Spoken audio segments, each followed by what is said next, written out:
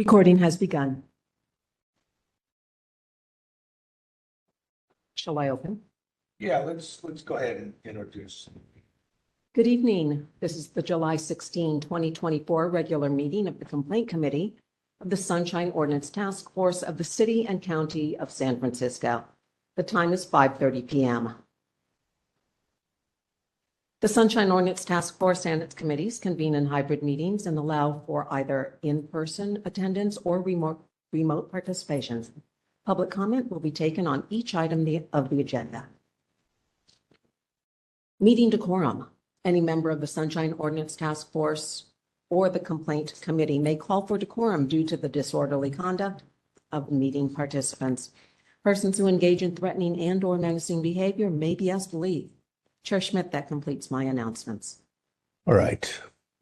So let's go ahead and start with number one.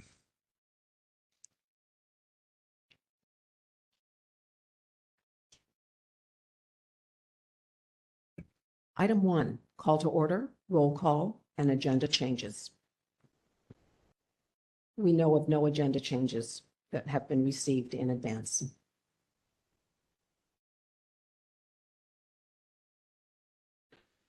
I have nothing on agenda changes, Okay. so I think we can just do a roll call. Roll call. Member Sugarman. Present. Member Sugarman, present. Member Stein. Present. Member Stein, present. Chair Schmidt. Present. Chair Schmidt, present. A quorum. Chair Schmidt, we have a quorum.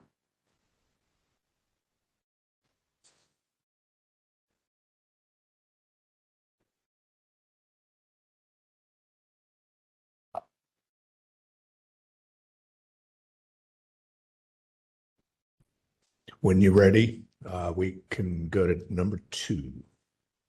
Item 2, approval of the June 18, 2024 Complaint Committee meeting minutes. Okay. Any changes to the draft from the members?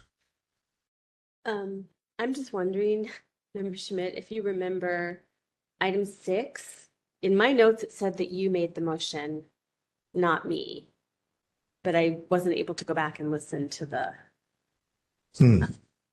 thing. So I don't know if we want to change that or if you had any memory of it going down.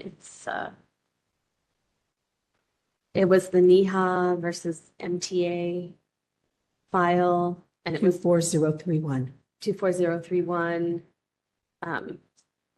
in which, we basically, there was that idea that we recommended that certain documents should be produced or declared not to exist. I thought that was you who made that motion. Oh, yeah, I don't have a recall myself, so we should, maybe it's in the recording and that's the way to verify. Yeah. We can check the recording and make any edits accordingly. So the only change would be if I am correct, and usually I do try to take notes on who made the motions. Nowadays, it was item 6, paragraph 5 under action. It would just be a matter of changing it to moved by Member Schmidt rather than Member Stein. We can check that. Yeah, let's check it and Otherwise, whoever I made would it. to approve with that pending. I'll second. One moment, please.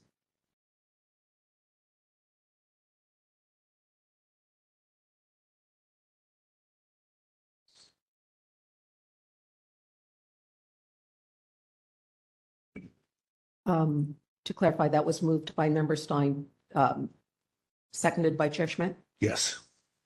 to approve with amendments. To approve with confirmation as to who made the motion on number 6.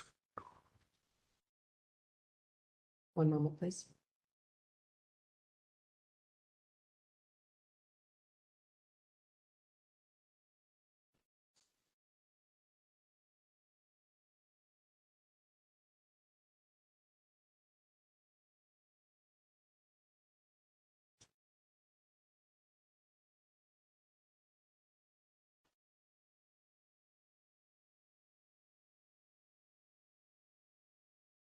Moved by Chair Stein, moved by Member Stein, seconded by Chair Schmidt, to approve the June 18, 2024 minutes upon confirmation of, oh, this is grammar, of who made the motion, by whom the motion was made. That will be articulated in the draft minutes. Public comment? That sounds good. Public comment. Anyone wishing to make public comment on item 2, approval of the June 18, 2024 minutes, please approach the podium. If you are a member of the online community, please raise your hand in the app or press star 3 on your telephone. I'll give you a moment.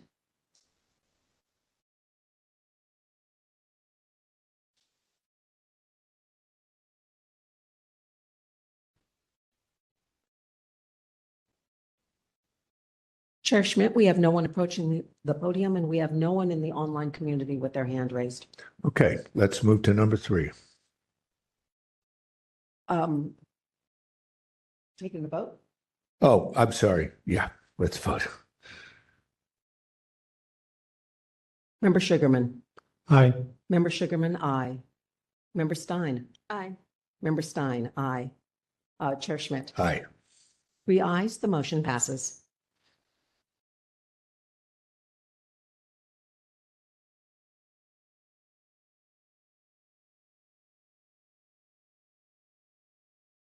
Item 3, public comment.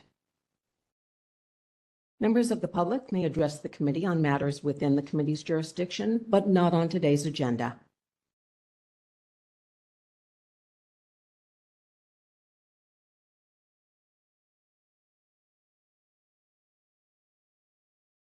Members of the public in the room, if you'd wish to make public comment, please approach the podium. Members of the online community, raise your hand in the app or press star 3. I'll give you a moment.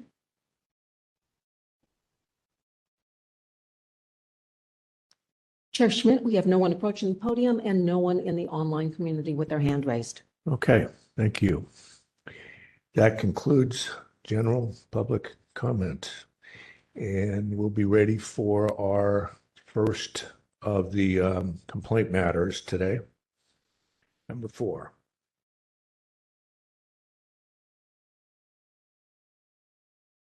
In the online community, we have a representative from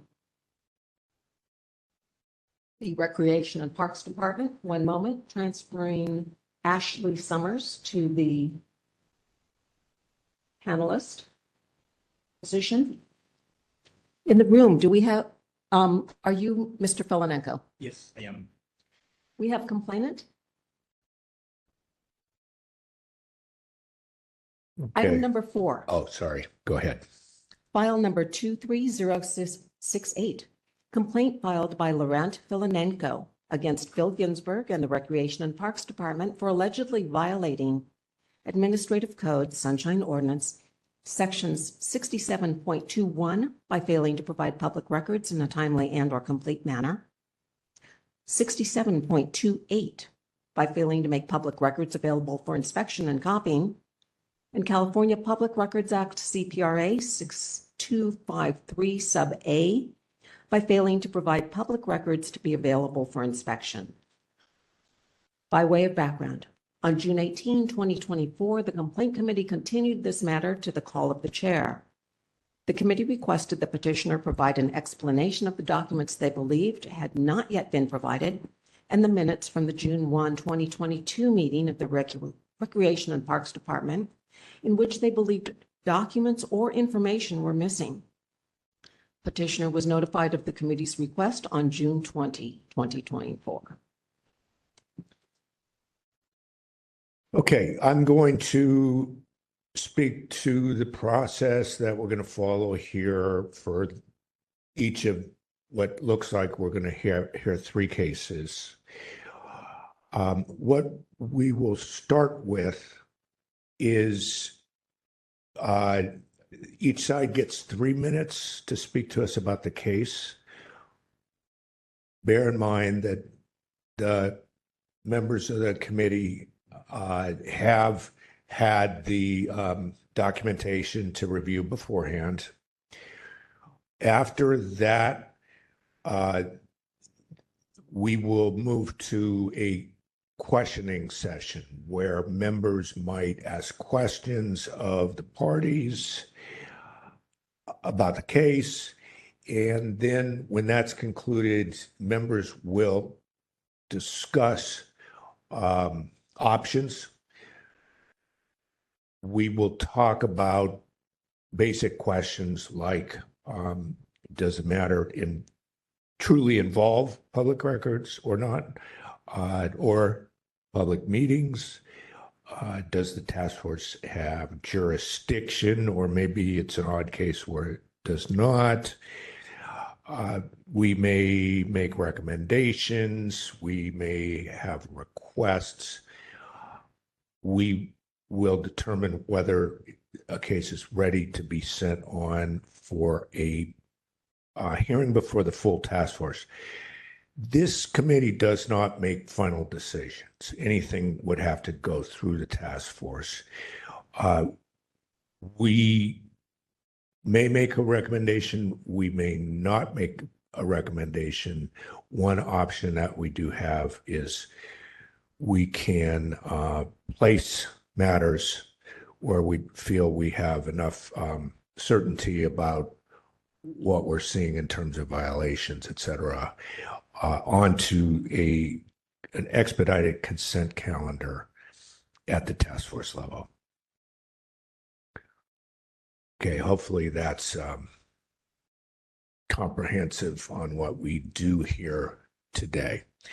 So when our clerk is ready, we can start with the statements by first the petitioner and then the respondent.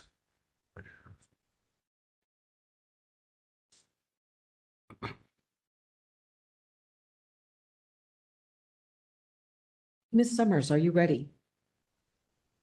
I'm sorry, you said respondent? Petitioner first. Petitioner. Yes. Ms. Summers, I apologize. Mr. Filanenko, are you ready? You'll Yes, I have am. 3 minutes. The 3 minutes has begun. Thank you. First of all, thank you for hearing the case today, my perspective. I appreciate the opportunity to tell you why I filed the complaint about that project. We are talking about the Marina Renovation Project, which is a $130 million project, which led to some conclusions and proposals by RPD. Some of the proposals were kind of rebuffed by the Board of Supervisors, who issued an ordinance to modify the project. But before that, there was a lot of back and forth and meetings with the commission, the RPD commission, about it. And, at some point I asked, can I get the records about how did we get there? What happened? What led to the minutes of the June 1st, 2022? What was the negotiations with the engineering firm which got a no-bid contract for $6 million? How did that happen? How was the commission briefed? And I never received anything. And it's hard for me to believe that there are no records of conversations, presentations, memos about such an important project for such an amount of money. I don't pretend to be, the reference in management practices, but I've been around the block in companies here for many years, and this is very stunning. I am not criticizing RPD. I'm not criticizing Ashley Summers, who has always been very gracious and courteous. But how can it be that we have a project of this magnitude? You ask for what happened in the project, and there is nothing available beyond. When I say nothing, is nothing beyond what was widely communicated to the public as a conclusion. But again, what led to the conclusion is really what we, as a member of the community, I am missing. In an interesting moment in the commission, in the capital committee of the commission, it's a 3 hours video. At the minute 47, you have an exchange between Mr. Ginsburg and late Commissioner Griffin, which I find very revealing. Mr. Griffin says, well, it's a big amount of money. 30 seconds. It's a big amount of money. We should talk about it. And Mr. Ginsburg saying, I'm paraphrasing, but you get it. Well, that's not how we do it, and we should not spend too much time on that. And then Mr. Griffin says, yeah, okay, it was approved by the previous commission, so I suppose it's okay. I vote yes. That doesn't seem, very good governance, to say the least. So that is what I wanted to share with you today, and thank you so much. Thank you. All right, now we can hear from the respondent when Ms. Peterson is ready. Ms. Summers, are you ready? Yes, can you all hear me? Yes. Do I have as well? Repeat that, please. Do I have 3 minutes as well? You do have 3 minutes. Are you ready? Yep. Your 3 minutes begins now. Okay. Thank you, everybody. Sorry I couldn't be there with you in person today. I am going to respond specifically to what is in the complaint and a couple of things that Mr. Filinenko mentioned. I have 2 requests from him. One of them came to me originally through staff, and it was a list of questions. Generally, when I respond to questions, I have some, canned responses that I provide. And one of them is if you could rephrase that in the form of a records request, that would be helpful because I'm looking for very specific things. And instead of doing that, though, this is a big project and this is important to the community and the whole city. So I just went ahead and sort of went back and forth with staff and got some answers to the questions generally, and then provided some materials that would be helpful in terms of those specific questions. And I itemized those according to the questions. In that initial request, though, there was not necessarily a request for some of the things that Mr. Filinenko was talking about, like, emails or specific types of things like that. So I provided all of the items that would be responsive to. Hold on. Can you pause my time for a second? Just give me 1 second here. Yes.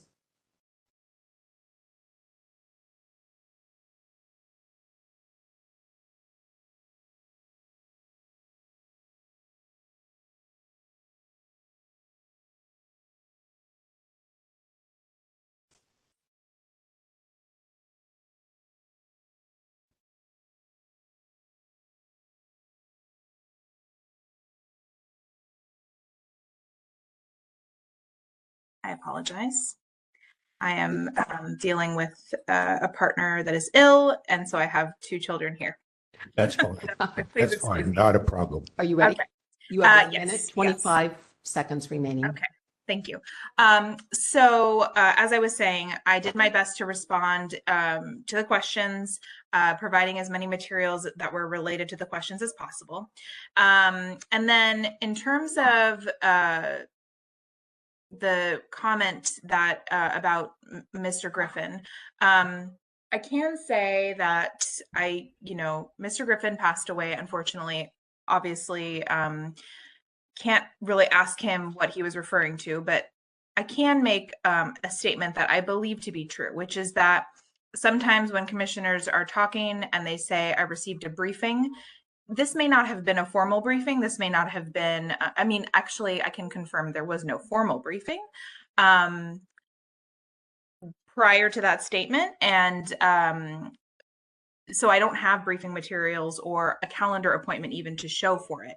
He probably saw Mr. Ginsburg at an event and they chatted and they talked about the Marina project, orally. So there's no documentation there.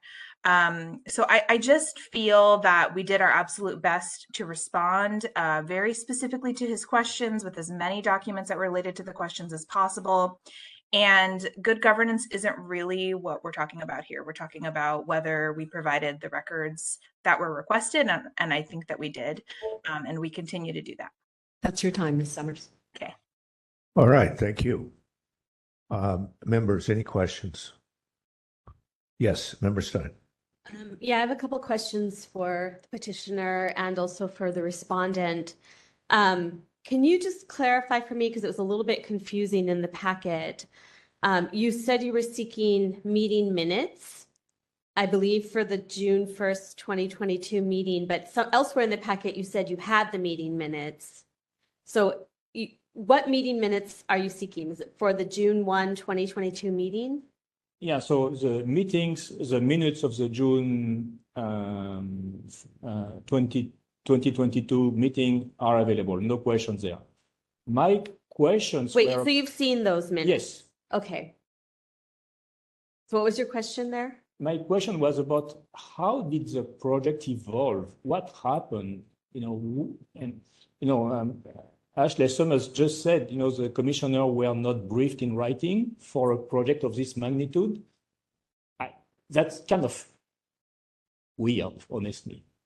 Okay, and did you see, because I saw this in our packet, but I didn't see the actual document. Were you able to see what was mentioned in the packet as Exhibit C, which is some kind of sole source memo that purportedly explains the history of the sole source contract? I did. You have seen Exhibit C, because I we did. just saw it listed, but we didn't have a link. We weren't able to see what was in it. Yeah,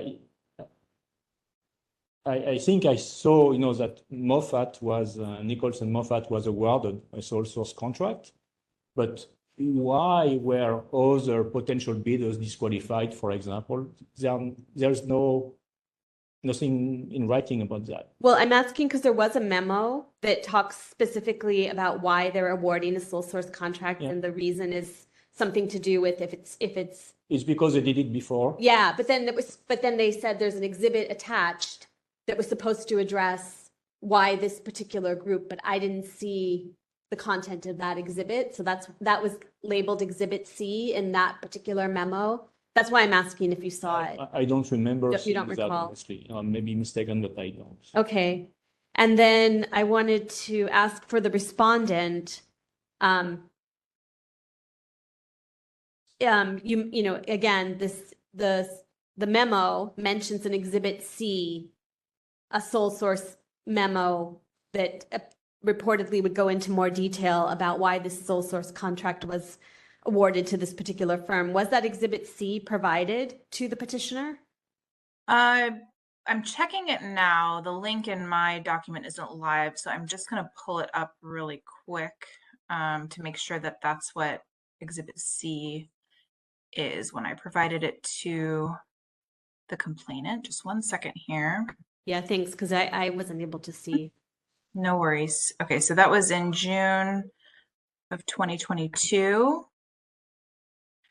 And the supporting documents, it's item 3, Exhibit C. Exhibit C. Yes, so Exhibit C is the sole source justification for Moffat and Nichols. So yes, that was provided. Okay.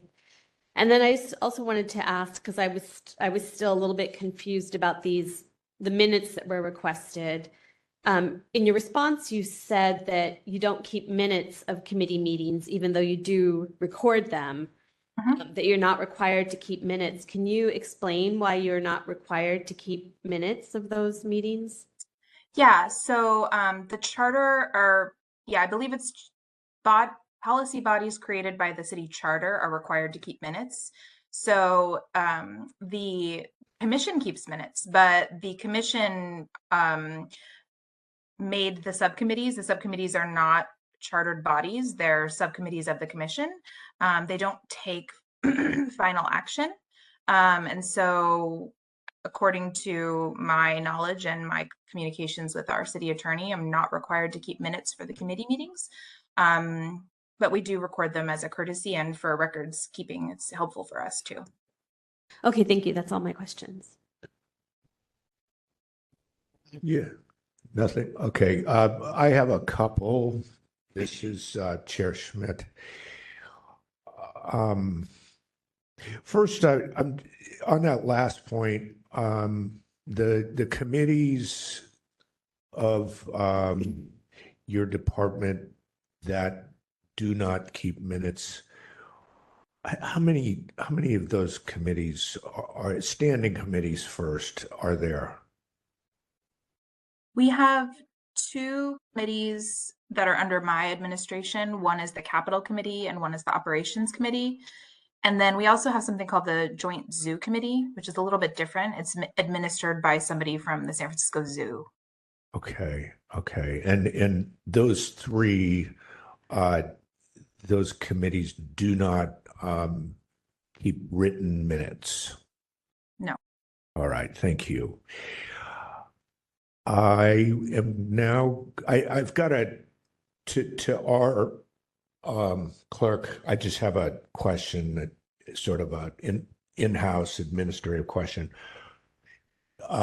Ms. Peterson, this case looks like it's been around a while, and it seems unusual that we would be seeing it, and it's been like a year. I'm wondering if you'd have any knowledge about why that would be. It seems like we've been getting things lately that are pretty current, and so I just was curious about the process for a case like this. I do not know why this 2023 case was not heard earlier. Okay. We identified it as outstanding and All right. placed it on the agenda. Okay. Can you tell me again on sort of housekeeping? Do you think there are very many of these kinds of cases where they've been around a while, they're sort of lingering, waiting for us to look at, or is it generally the status that we're hearing things that are maybe 1, 2, 3 months into the process? Just your sense of things. I'm just trying to get a picture, that's all. I would have to check and get back to you. I Okay. do know that with the current cases, we are moving them forward, especially with the changes regarding 6721, for example. I can check and report back. All right. Would you like me to check and report back? That would be great, because I think we're ready to hear cases here, and we can handle a bigger calendar here. And I think part of the spirit of what we're trying to do is to be able to hear things very quickly, as quickly as humanly possible. All right. I want to ask a question to Ms. Summers. The request here, the wording of the request, I got a sense that your take on this request was somewhat similar to mine, which is it doesn't explicitly ask for either specific documents or categories of documents, et cetera. You said something about that you make a request to a petitioner to request documents in this kind of situation, and I guess you then would process whatever requests they made to you. How did you go about doing that here? Did you just jump to treating his request and trying to figure out what kind of documents might be responsive, or was there an interchange of some kind that you did with Mr. Filipenko? Filinenko. Yes, as it was a long time ago, I'm remembering as best as I can. No, I think what I did was I just went to staff and went back and forth with them about what would be responsive. And yeah, sometimes I feel that those kind of canned responses can be a bit abrupt and dismissive. So I was just trying to be a little more open and figure out what could be responsive to those questions and kind of put it into a records request format myself. Yeah, that's kind of what happened. Does that answer your question? Yes, it does. And the place where I'm coming from here is that I don't often get to see something like what you did here, which is, I would say it, I don't know if it's required by law, but you went ahead and tried to give it some answers to questions, which it certainly is, there's nothing wrong with doing that. And I think actually it's a positive thing on this type of case. You tried to give information to the extent that you knew. And that's sort of not really my next question. My next question is, if you sort of consider the documents that you thought do exist and would be of assistance to Mr. Filinenko, is there anything that you didn't produce and you withheld of that nature? That's a good question. In regards to this initial list of questions, I don't think so. Since I'm not on the I'm not a project manager with the department, so I'm never really intricately involved, and especially the planning processes as they get. When it comes to commission is when I know more about the project, and so I'm kind of at the commissioner level where I get it at the end of all of the sausage being made, I guess you can say. So, there could be other things if the requests were to be phrased in a different way, or if other things were to be asked for. And also, we always do a reasonable search, right? We're human and we're imperfect, and so I'm sure I've missed things in previous requests. But I don't recall thinking to myself, oh, I'll just not provide it because it wasn't really responsive. No.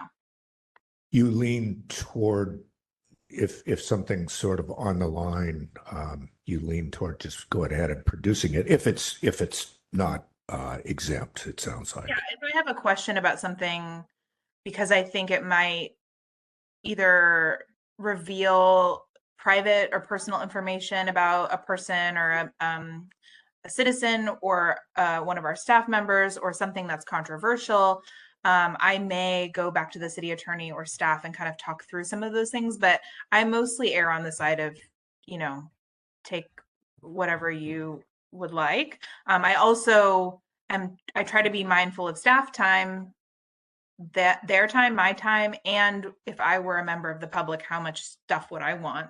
Because sometimes people ask for things and it can result in thousands and thousands of pages of stuff, and I don't think that that's actually what they want, and it might not be helpful to them. So it's just kind of a balancing act. Okay, thank you.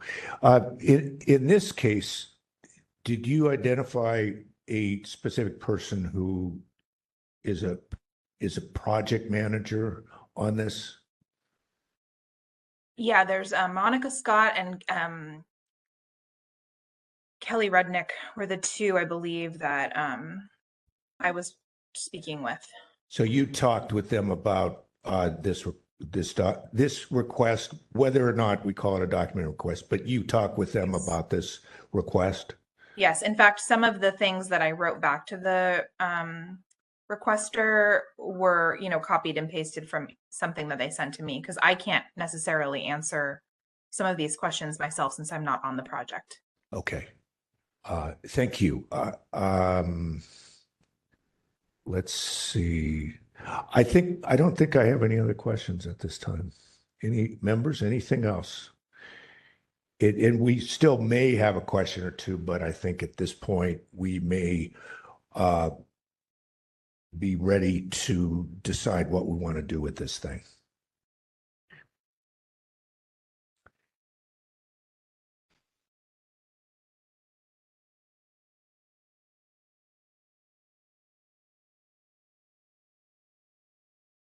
So I was waiting for the part where we're discussing with each other.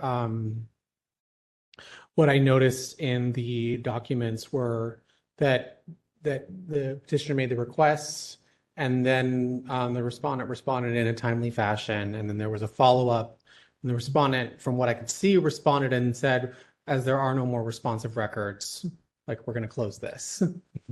And so, I mean, from everything that I've heard, it seems like, I mean, the only thing that I sort of have like a lingering, I mean, I don't see a timeliness violation, first of all. So the only thing as far as like 6721 is like, were the complete records provided given the scope. So that's one thing. But the other thing, just in the context of it, that I'm curious about, you know, because we see petitioners who come who have a lot more struggle with these departments that are a lot more resistant. So it's more a question like, what brought this person here? And like, is this something that like could be worked out with the department in terms of like broadening the scope of the search terms, which didn't seem necessarily pertinent to bring up with the party, because our question is there a violation? Which personally, I'm not sure I see one. Are we in the discussion? Yes, we're in discussion. Yeah. Okay. Yes. I feel like I have a similar kind of take on it, because I feel like the specific request that was made did get answered. And then there was this more general set of questions. And as the petitioner probably knows, normally the departments expect there to be a request for specific documents, or phrased as a documents request rather than a general questions request. And I did wonder if, you know, if there had been follow-up requests that maybe would ask for something like, you know, all communication between Monica Scott, Kelly Rudnick, and this company that was awarded the contract, if that would yield more information that the petitioner might be looking for. But that wasn't how the request was phrased. So just in terms of what was requested and what was provided, it did seem like complete. But I do think the petitioner could think about going forward, making a more specific request for, you know, all kinds of communication that might be related to the contract award of this specific project. But that wasn't really clear in the original request. And so I wouldn't necessarily expect the agency or the Parks and Rec and Parks to take that approach. You know, for instance, asking these employees to scan their email for any communication they had around this project.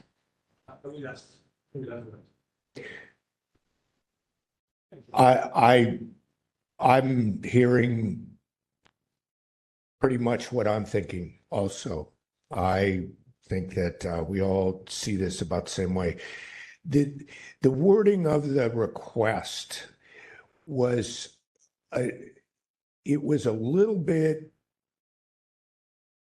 to me, it's when this wording goes to the department and they're trying to figure out, okay, what do I do with this? It's not clear in this request. And you can make multiple requests, and you can make requests to other people, et cetera, et cetera. And that really is something that I wanted to stress on this case, is that the wording of the request in the operative words, it's first you say that these things should be communicated to the public. That's, to me, a sort of a general recommendation, but that to me does not indicate to me that you want those requests, those documents for yourself. I don't disagree that they should be communicated to the public. And then you said the following questions should be answered. I think, you know, you can submit questions. I think you would construe that as you want answers to the questions. So that I can see that. Whether there's an obligation to answer these questions is a different thing. I do think that most of what we can do here, we have a very limited jurisdiction. we try to find meetings. What was there a violation of the meetings requirements, such as like, were they supposed to keep minutes and they didn't? That's something we look at. And then we look at, is someone denying you records that you either clearly or sufficiently clearly made a request for? What we cannot do here is we can't look at the situation and say, yeah, RPD really should be doing a better job of X, Y, Z. We don't get into the substance. And I think that's what I'm seeing here is a lot of what you're saying is, how could this be? How could they not do it this way? How could they not do it that way? And we don't necessarily disagree with you in your Understand. sort of disbelief, etc.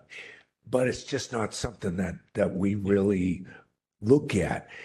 I think because we do documents work, I think our recommendation to you is, if you still, are looking for certain documents, if you can try your best to identify them and send requests that say, please give me the documents, kind of thing.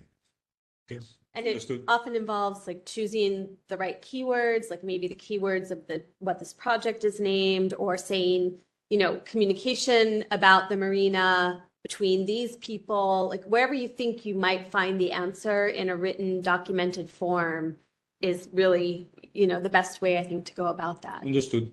Yeah. Thank you so much. And I think, one thing you were looking for is there's this reference in this meeting to a briefing. And it seems like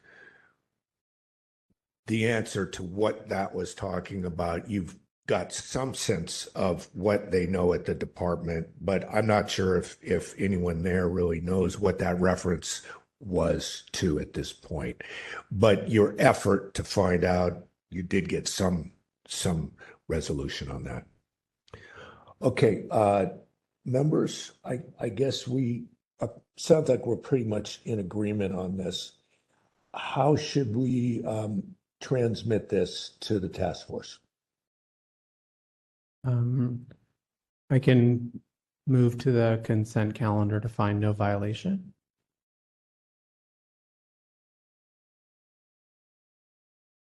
Do you want me to do it in? We have jurisdiction, probably. Okay, wait. So where do I start?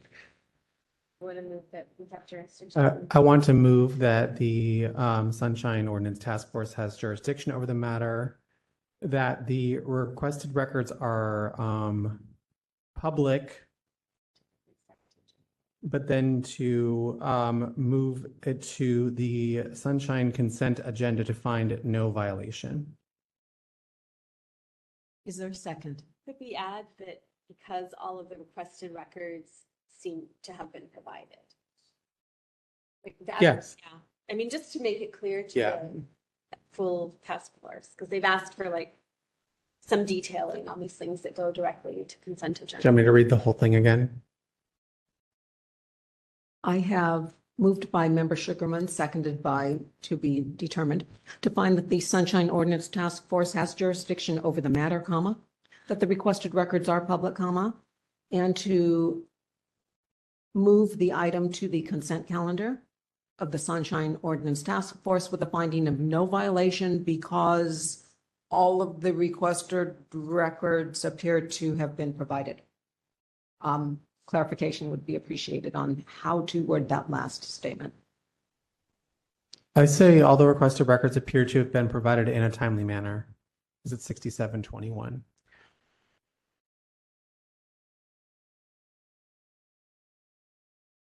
Is there a second? I will second it. Seconded by Member Member Stein.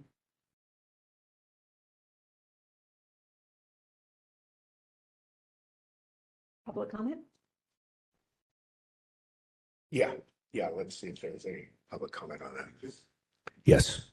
If there's anyone in the room who would like to make public comment on item number 4, please approach the podium Members of the community, if you'd like to make public comment, please raise your hand in the app or press *3. We currently have one hand raised in the online community and no one approaching the podium. Shall I check? Yes, please.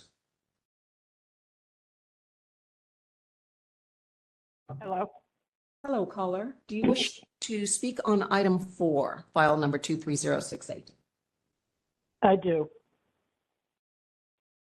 3 minutes? Yes. May I All right. continue? Oh, Caller, thank you. you'll have 3 minutes and you'll hear a small beep at 30 seconds remaining. Your 3 minutes begins now. Thank you. Thank you to the members of the committee for your service. I appreciate that, as well as Ms. Summers.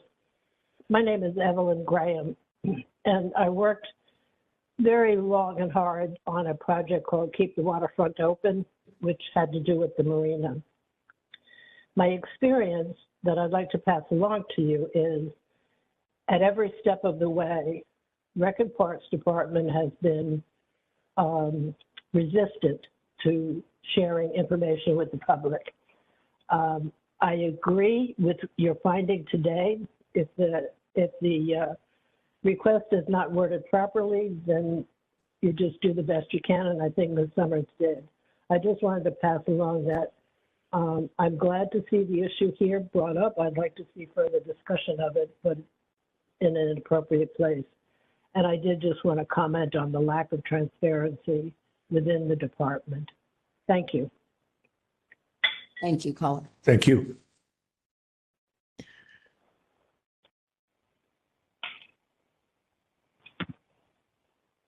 Right. Well, I think we're ready for a vote. There are no other callers in the queue. Yeah.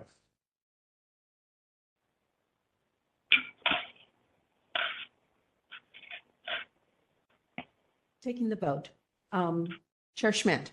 Aye. Chair Schmidt, aye. Member Stein. Aye. Member Stein, aye. Member Sugarman. Aye. Member Sugarman, aye. 3 ayes. The motion passes. Okay. Thank you to the parties. Thank you, Mr. Filenko. It was you certainly providing a service by your participation in this. Mr. Filenko, thank you.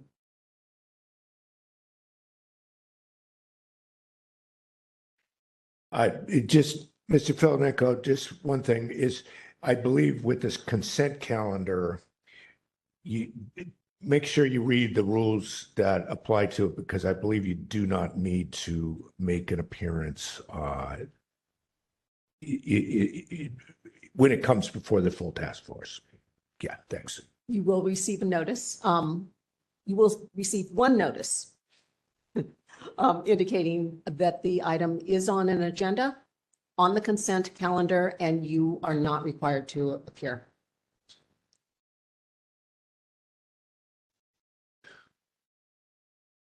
Okay, next matter.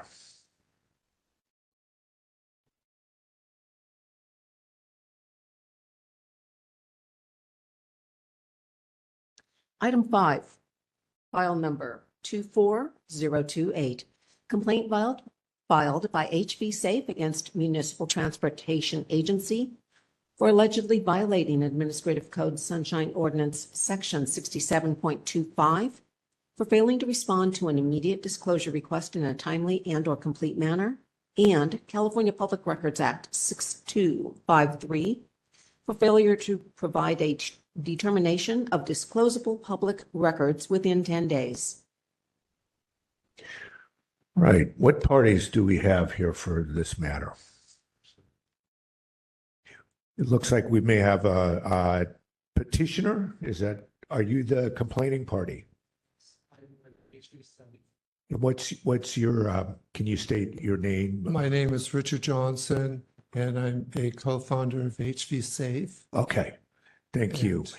How about Muni? Anyone here from Muni? Yes. SFMTA.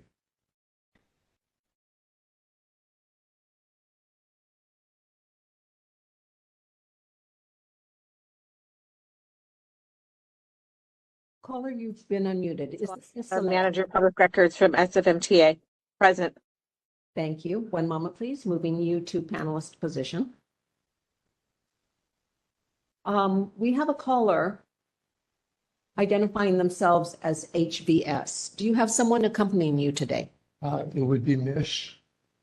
Mish. One moment, please. Hello, Hello, caller. Hello, Is this this is Mitch with Mish? ATK. Yes. Okay, one moment, please. Will you be sharing your 3 minutes? Or who will be presenting?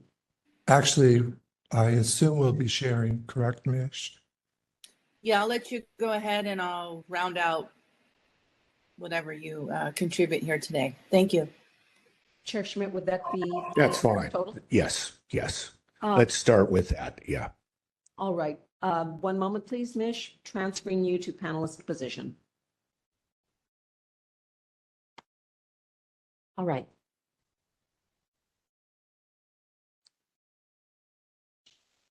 All right. When you're ready. Mr. Johnson, are you ready for your 3 minutes? I am. There will be a soft tone when you have 30 seconds remaining. Okay. You can begin. Yes, I'm here, and as what's been through the records is SFMTA has agreed that they missed the deadline. For me, why I'm here as a citizen, and I walked here today, and it's great to be in City Hall to do a personal hearing instead of a Zoom meeting or something else. And my concern is the fact of where I've brought within the last year or two complaints to this committee. And it amazes me the flagrant disregard of departments towards I'm working. adhering to their rules of what they're supposed to disclose. And for me, it's like the excuse of a person was catching a plane and they put it back to their department and the department didn't follow through. Definitely does not follow what I feel is civic involvement or civic engagement. And we have right now, we have a crisis of where amongst departments, it's very regular for them to ignore constituents' issues. So why I'm coming here tonight is that I want to know what is going to be the meat in the enforcement, because I've listened to several hearings through participating in my cases of different issues, and it's consistent with city departments admitting that they're not following the rule of law. And that's what my point is I want to see some type of action. What is this community doing to giving a thing of, look, this is not going to continue and the behavior is acceptable, unacceptable behavior. I turn it over to you, Mish. Mish, you have 1 minute, 8 seconds. Stopping the clock. Can you hear me? Yes, Mish, are you ready? Yes. I'd just like to add, Rich, you did a good job there. Basically, as a community group, I mean, our trust has been eroded in the MTA, and while we do acknowledge that they came late to the table, I believe it was about 2 months after the fact that we had made the disclosure request, they started to provide us that documentation. But at the end of the day, we really wanted to come here to notate that it was a delay, and when the community is really having a hard time understanding the decisions and the processes by which the SFMTA is, kind of navigating and orbiting, we as community members, our only saving grace is to try to get the documentation, which is why the timing is super critical. So, we just wanted this to be notated here today. Thank you. Thank you. Okay, thank you. Let's hear from the respondent now. Ms. Alea, are you ready? Yes. Your 3 minutes begins now. Thank you. The SFMTA, as mentioned in the documentation, realizes that we were most definitely delayed in providing the records. As mentioned in the documents, the request was sent to my work email and also Jeff Tumlin's email, work email. Jeff doesn't respond to these because he trusts that I'm going to. As mentioned, I was on vacation, and so I did happen to check my email, and I did send it to the staff that was filling in for me. And unfortunately, that person did not take any action. Simple fell through the cracks, which was very unfortunate. When I returned from vacation, I, of course, expected that it was taken care of. And so I was unaware that it had not been taken care of until 2 months later, I get the complaint. So I do wish that I would have been informed sooner that it wasn't fulfilled. I would have quickly, as I did in this case, quickly respond and ask staff to gather records as fast as they could.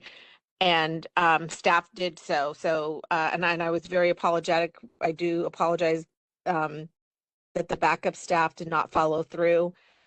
And yeah, we do recognize it was indeed a violation. Again, we apologize. That completes my my presentation on this. Thanks.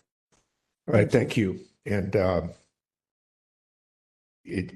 that's puts this into a certain category because we do have what I would deem a stipulated violation at least, and that seems to be what the petitioner is seeking, is to put it on the record that there was a timeliness violation. Okay. Now is a time when the members may have questions to ask the parties. I myself, I have no questions in this case. It seems very straightforward. Any questions, members?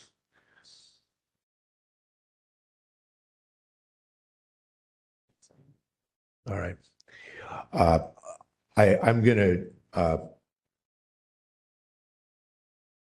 say that at this point, we can consider how we want to handle the matter. We're going to what we call deliberation, and let's see if we want to send this thing to the task force for a final decision, because we can't actually make a final decision here under our rules. So members, seems like there's not a lot of issue in this one. I mean, I think that there is a violation.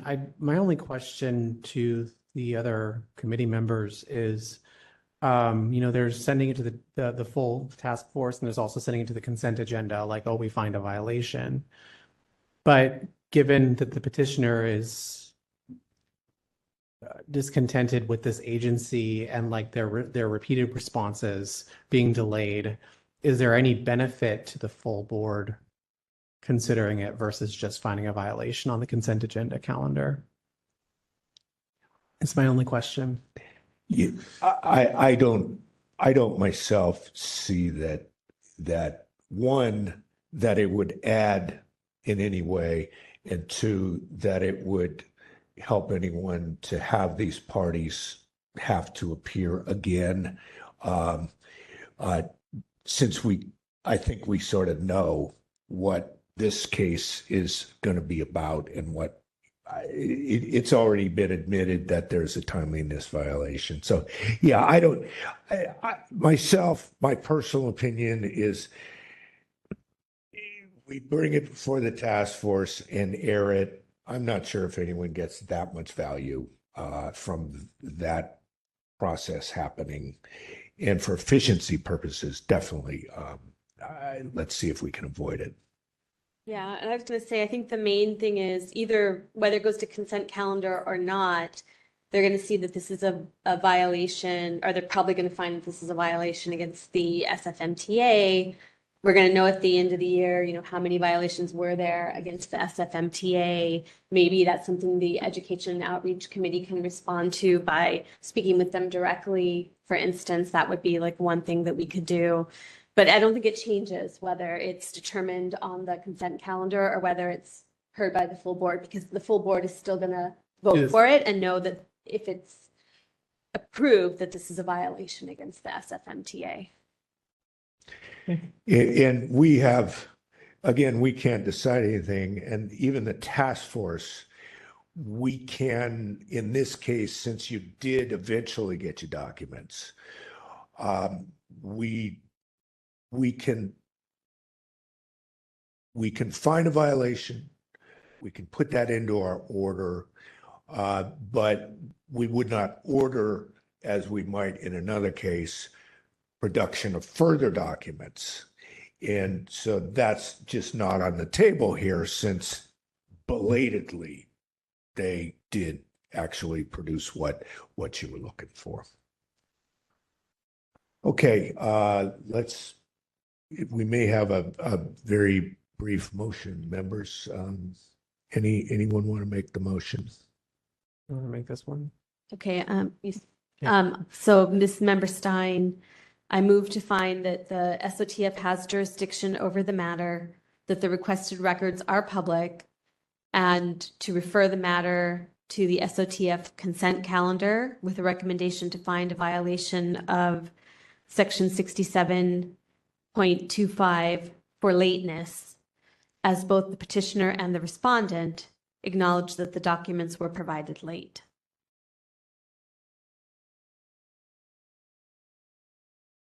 And I second.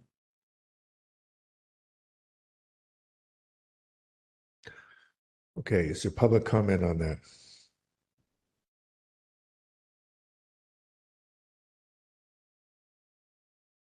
Yeah, read the motion back. Yes, please.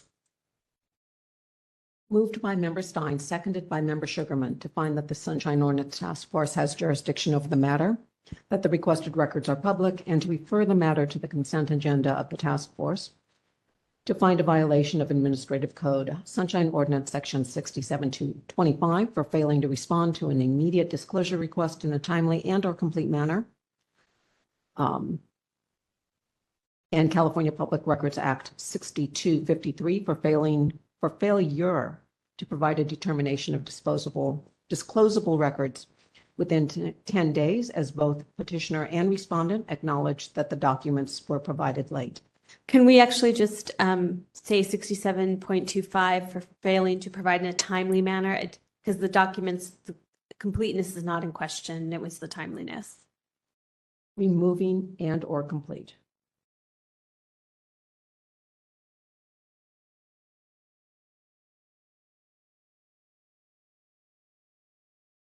Thank you. Public comment? Yes, how long do I have for? I'm sorry, sir, but public comment is on a matter is limited to non-parties. And so we can't have public comment from you on the matter, but we've already had a chance to hear from you. So, but we're looking for people who are not parties to the case. We have interest in the online community. I'm not certain what it is. May I check? Yes. Hello, caller identified as Evelyn. You've been unmuted. Did you wish to make comment on item 5, file number 24028?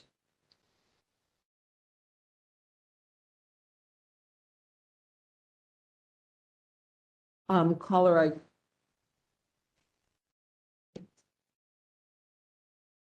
one moment, please, Churchman.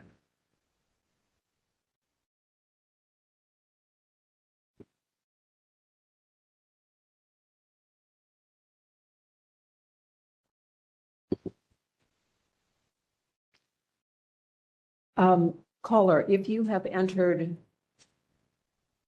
a statement in the chat, please be aware that we do not use the chat for these meetings. If you'd like to speak, raise your hand.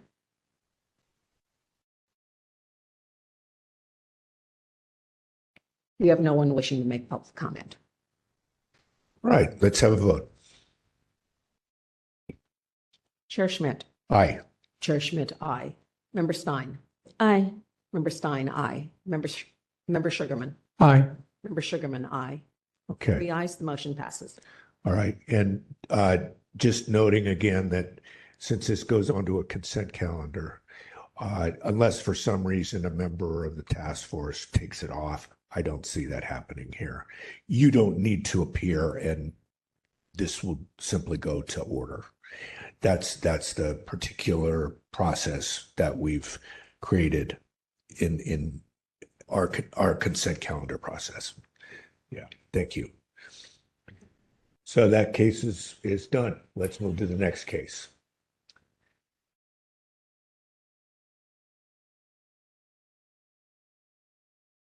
Item 6, file number 24037.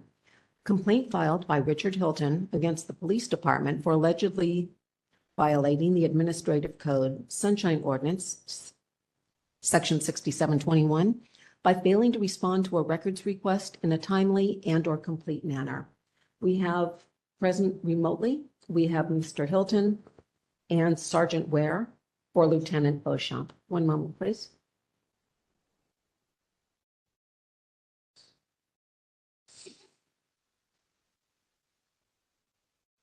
Both parties have been made panelists.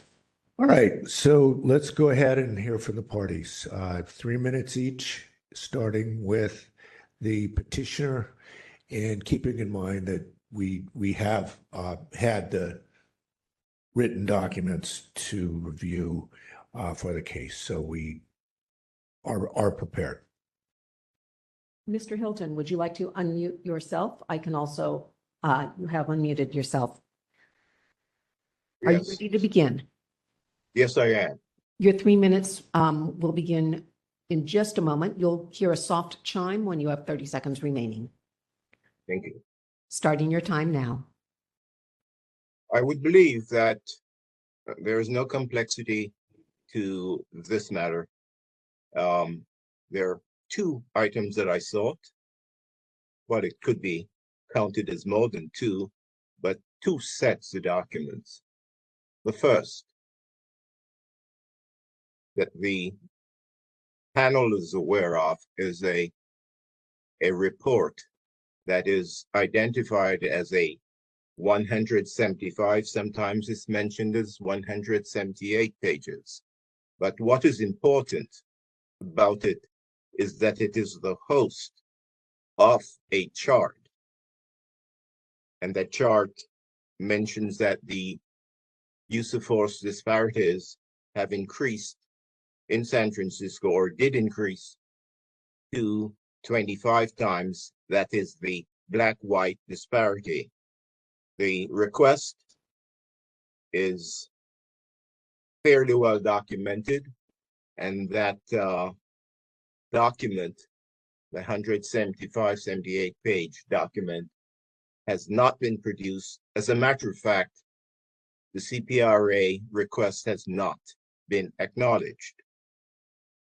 The second item is also fairly well defined and described.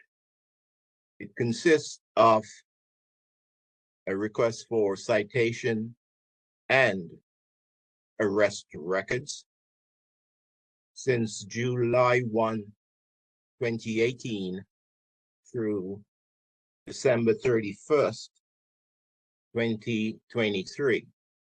That's a little bit more interesting because there were 1 or 2 extensions, and the final extension included documents for 2023, but nothing else. And as I wrote, I called as instructed, seeking help, and was refused that help. Instead, I was instructed to add a note to the place where I've made many such additions. However, I cannot do any such thing. And as I recall, my initial request was anonymous. Irrespective, I cannot be told, in compliance with the law, that there is not enough time or the resources to address my request and that I should bugger off, which Thank you, is, Mr. Holton. I'll give you a little extra time, but just maybe 30 seconds. yeah, I was told that I was not going to be helped, and I have not been helped despite the passage of time. Thank you. Thank you. All right, now we may hear from the respondent side.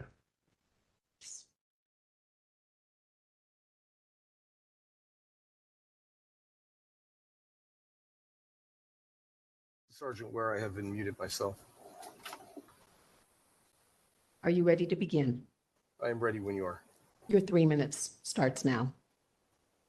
Thank you, Commissioners.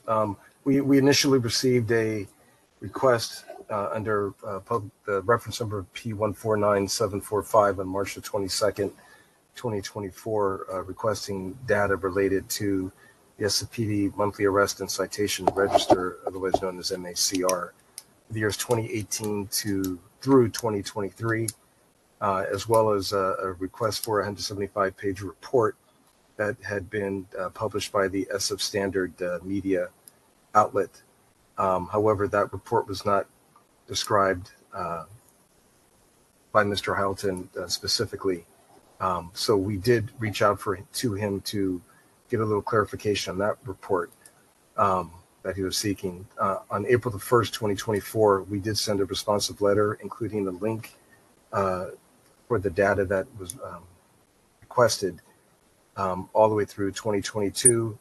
Regarding the 2023 data, we did evoke an extension while we search for the records. Throughout our process regarding this request, we did send multiple extension letters to Mr. Hylton, and then eventually we were able to release, after we located the 175-page report, which is really called the Quarterly Activity and Data Report, Quarter 2, 2022.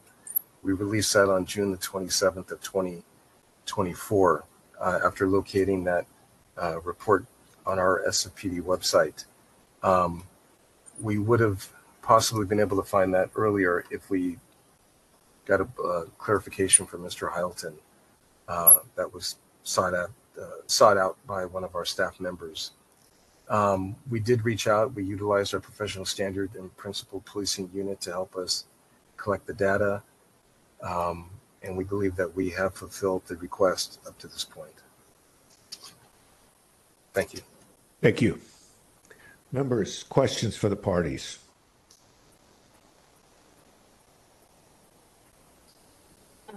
This is Member Stein. I have a question for petitioner. Can you tell me, do you now believe that you've received all records that respond to your request? And if not, what records have you not received? I have received nothing, and I find almost offensive the dates and the times that were recited by Sergeant Ware. Because even though we have been at this, and I have included communications to various parties, including this board, I keep asking for the documents, and I have not ever received any of the items that were defined and described by Sergeant Ware. I take offense to this. Okay, so I have a question then, a follow-up question for Sergeant Ware. In what form were these documents provided? These documents, well, the letters that are the dates that I've referred to, because of the time restrictions, I didn't list them out, but we did correspond via our GovQA portal in letters, and I have copies of them, and they are on the portal that's accessible to Mr. Hylton. We provided letters on April 1st, April 15th, April 29th, May 21st. There was additional correspondence on June the 27th, 24. The first letter that was sent on April the 1st of 2024 referenced a link titled State of California Department of Justice, Open Justice, and that had the data from 2018 to 2022. So And this is on the government QA portal. Which portal are you referring to? it's our GovQA portal that we use, and it's in reference to the reference number is P149745, which pertains to Mr. Heilton's request. And these letters are on that portal. They're attached to it, and they're accessible to him. And as they are to any requester once we upload these letters. This link that I referenced regarding the State of California Department of Justice, Open Justice, had the data from 2018 to 2022. And we referenced in the letter dated April the 1st that we needed an extension for the data for 2023. So And yes, I'm sorry. I did see the packet in detail. I just was confirming. So you said it's released on the government QA website or the portal. So if the request was made anonymously, how would the petitioner know to go and look at that portal? Well, we upload the items, and they're there, and there have been correspondences sent, including notes to Mr. Heilton. He or any requester who makes an anonymous request, they have that reference number. They're able to go onto the website and gather that information. Okay. And then I just want to go back to the petitioner. So have you gone back to the government QA website where you would have originally made this request to the SFPD to see what is there? Indeed, I have. But we need to have some clarification here, because we're speaking of two discrete requests for documents. I do not dispute that with respect to citation and arrest records, I have had multiple communications from the police department. What I did not receive, is citation and arrest data for 2018 to 2022. I did receive, and the documentation is there, for citation and arrest data for 2023. So there are missing records for the years 2018 to 2022, and no one can claim today that within the last week, any documents have been attached to that were meant for me, because I go to that place and did go to that place last week. Now, the second item, which has to do with the San Francisco Standard report, which has been described by Sergeant Ware. That request was not an anonymous request. The only way it could have been responded to was by an email, which email should have included a link, which was my request. I have never received any email, and no one could post that response anywhere because there was no place to post it. So as we awaited this meeting, and since the person to whom I'd made the request repeatedly has received updated statements saying I have not received it, certainly someone could have sent it. No one has. Thank you. Okay, so this is my question for the respondent then. I know in the packet you say that you sent that this information or this link was sent on June 27th, 2024. Do we have a copy of the email in which this link was sent in the packet?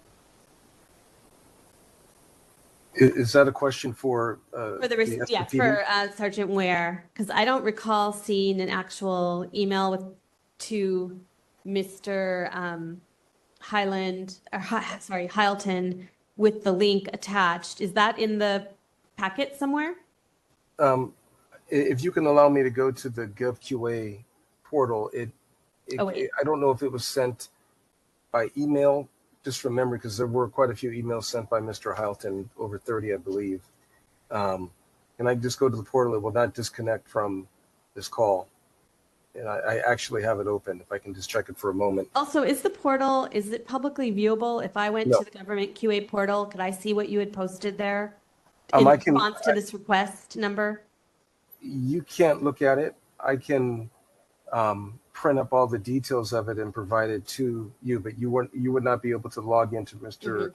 Hylton's request and look at it yourself. Okay.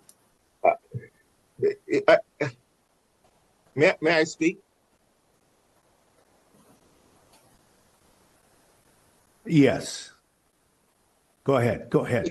It is not possible what Sergeant Ware has said. My request was an email request, and he could not have posted it anywhere expecting that I could have received it except by sending me an email. So what he's doing is futile. Okay, thank you. Thank you. I'm going to stay with Member Stein's questioning here. I think it's all of my questions. If someone else wants to pick it up.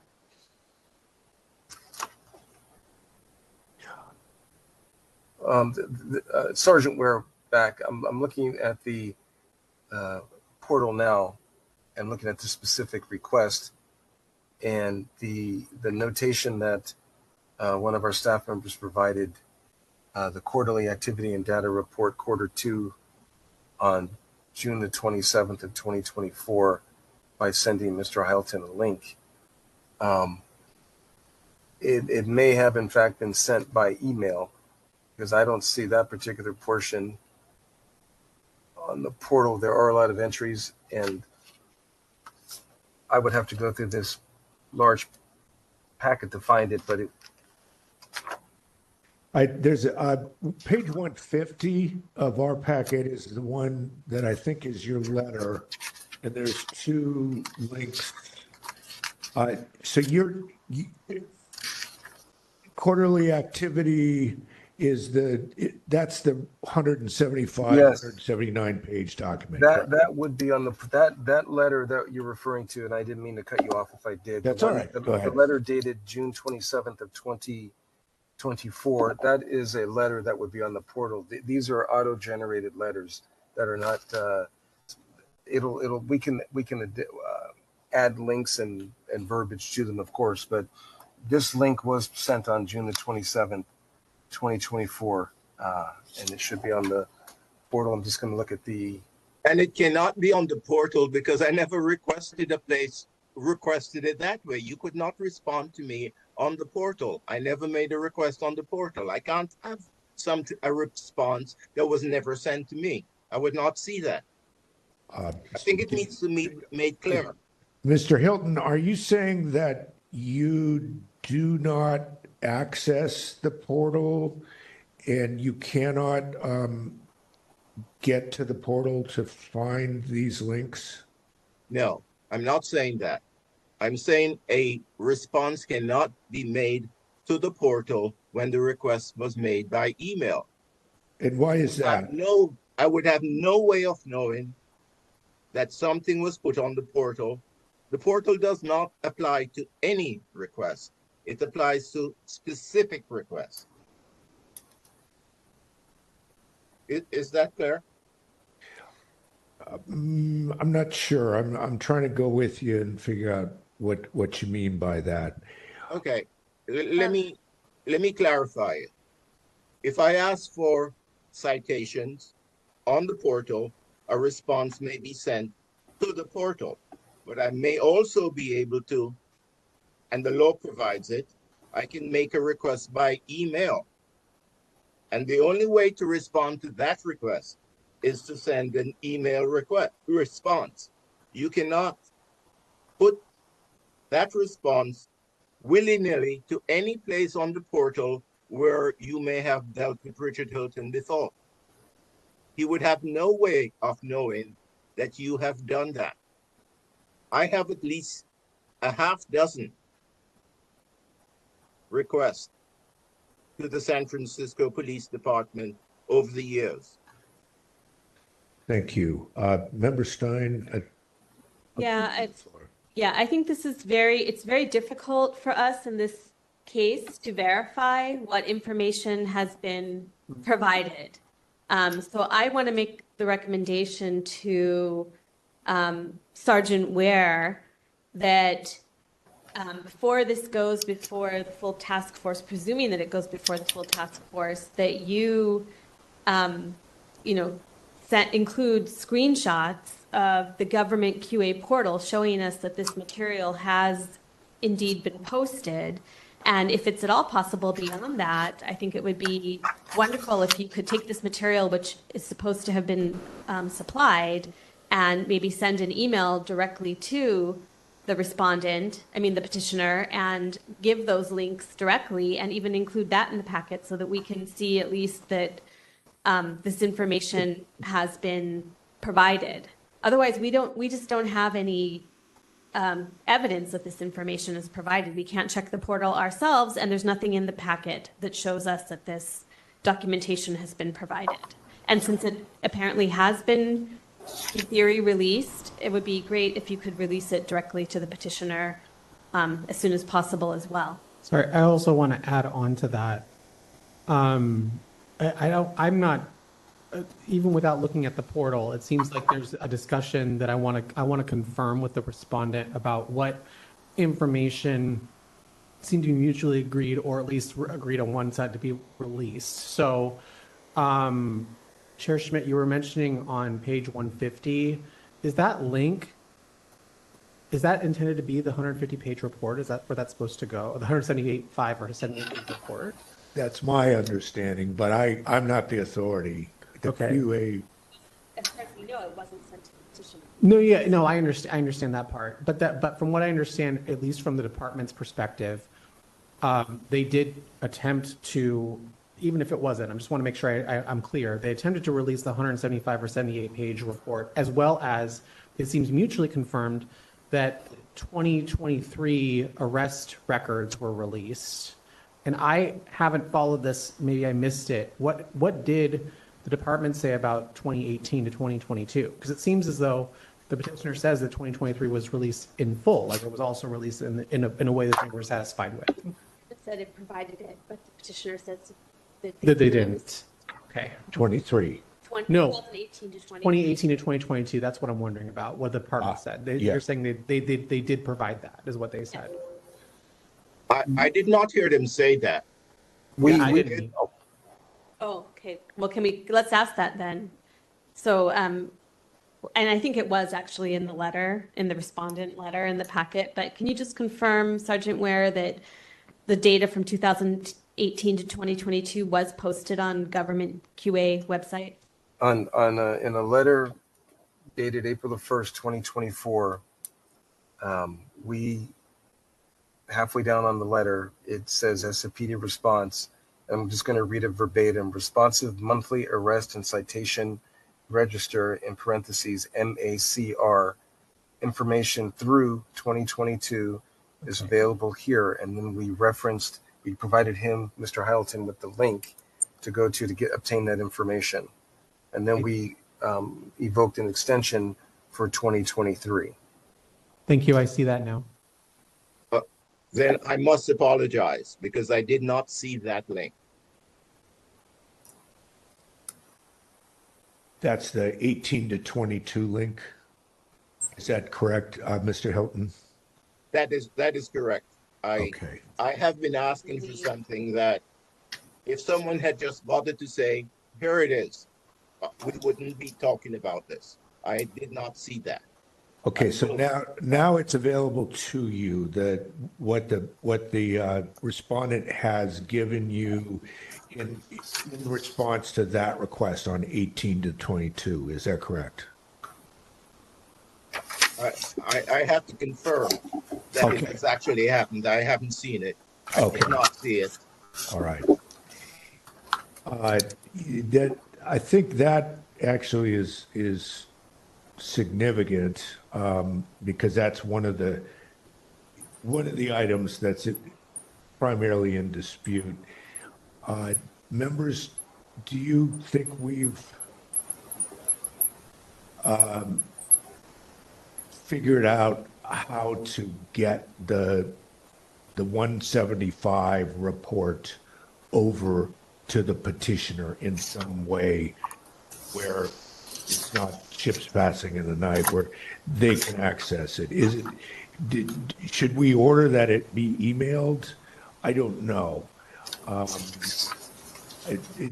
guess I'll ask respondent, is that something that there's any reason you couldn't do, is to take that link and email it to the petitioner? We can this is Sergeant Ware again. We can definitely email it to Mr. Heilton. Okay, thank you. All right.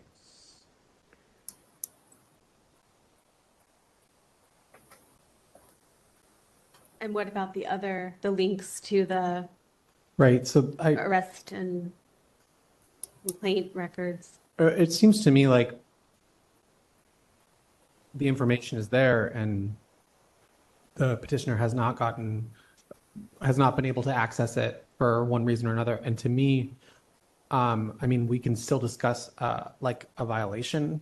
I don't know what that is, but I also think that like I would want to continue this and just see, and then talk to the parties again in our next complaint committee meeting after they potentially are able to connect and get these documents in proper order, since it seems that the police department did try to provide them. So it's like, it's more giving them the opportunity to do that.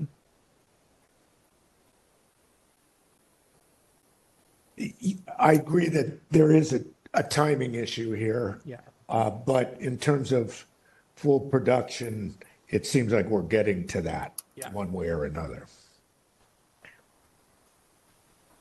How we progress with it is sort of, we're kind of getting into that, like maybe we have more questions, but maybe we don't, but we should talk about how we want to move this forward, since again, I know I'm repeating myself, but to the party, we can't actually make any final decisions here, but we figure out, is it ready to go to the task force for a decision on the case? May I make a statement? Right now is not the right time for that. We've given you an opportunity to speak.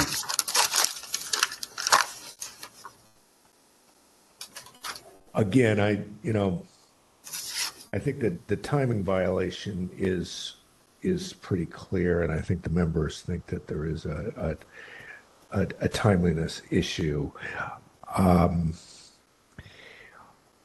I don't know what we can do to ensure that those links are made available appropriately, and to then somehow figure out if that satisfies the petitioner, what's received. Well, maybe we move it to the full board, and that will give the respondent time to produce the documents, and then there will just be a timeliness violation for them to consider. And that way it doesn't have to be continued back to us. That's a good idea. I like that better. And may I get clarification? Is there still a recommendation to the police department to include screenshots of the portal to show that the data has been posted? It sounds like I think that would be very helpful to the full SOTF to understand whether the documents are there or not, since we can't otherwise verify that. This is Sergeant Ware. I can send the screenshots, and I'm assuming I would send it to the portal we normally respond to. The April 1st letter that was sent has the link, and it's in like a blue or purple color, and it was sent on April the 1st, less than 14 days after the request. And then the link for oh, I'm sorry. What page is that on? Do you? Let's see. It's in our letters that we. An April 1 letter. it's the April 1st letter, halfway down. It's that the link for 2018 through 2022 was sent on April the 1st within the 14-day time frame. And then we just invoked the extension for 2023 because the data wasn't readily available Right. at that time. Yeah, I guess I wasn't able to follow that link through to see what was there. That's on page 145, if that's helpful, of your, Yeah, that's of your 26. package. Yeah, I don't think the links are active on our packet, Yeah. but I saw them. Of course they are not. They have not been. Of course they're not. Okay, hold on. To I the will have to leave. petitioner, Have a good night, people. Thank you. Goodbye. okay. Mr. Hilton. No more questions to Mr. Hilton.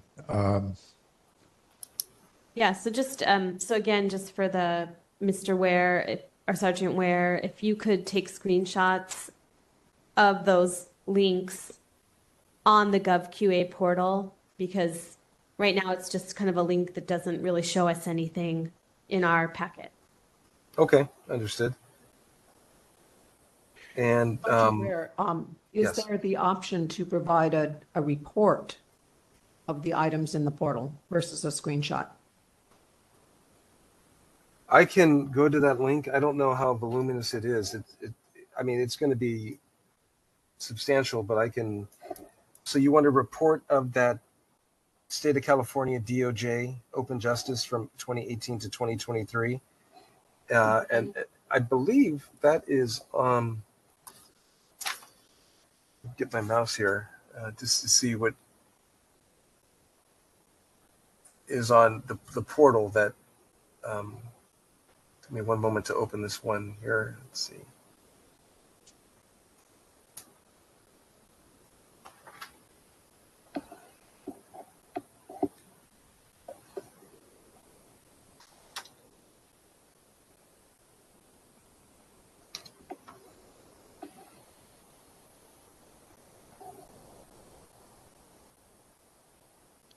I mean, I can see a data portal, data exploration. I can click into it, but it's just not clear to me like where it was originally provided to the petitioner.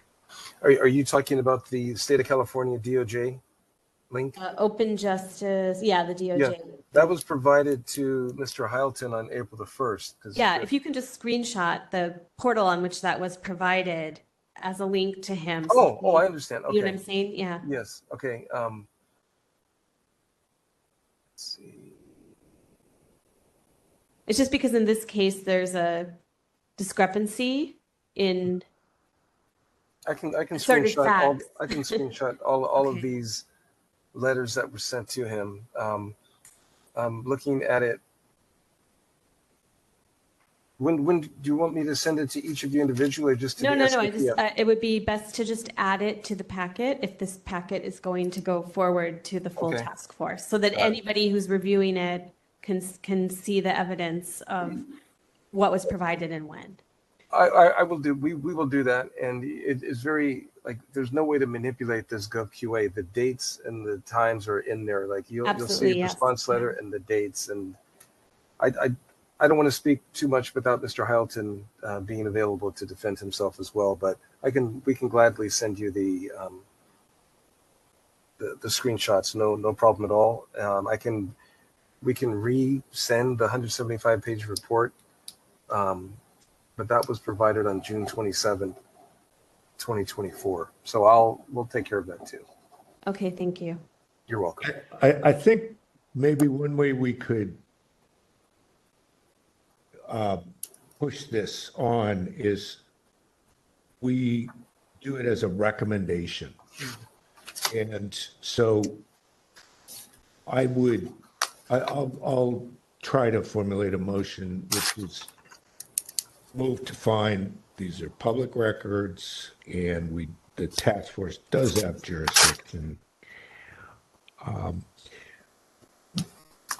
We move this for a hearing before the full task force with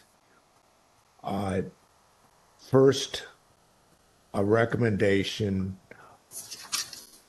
of the finding of a violation of 67.21 for failure to satisfy time requirements. Two, that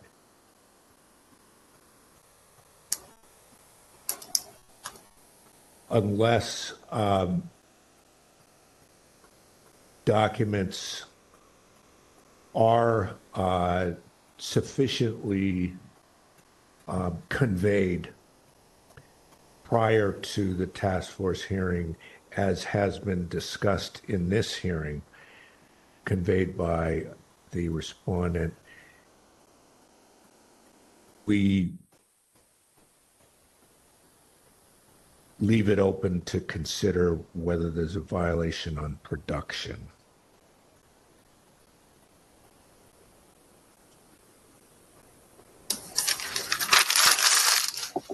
Yeah, I would just add that I'm not sure in this instance it needs necessarily that detail. I think we move to find a timeliness violation and possible violation of production. And then in this meeting, we would recommend to the respondent to make sure those documents are produced, since the timeliness issue is already sort of decided anyway.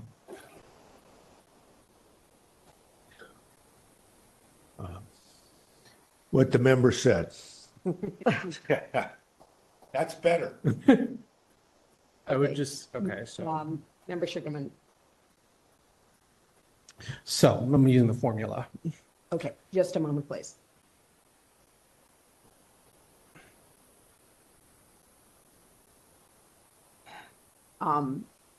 After moving this to hearing before the full task force, can you restate that, please?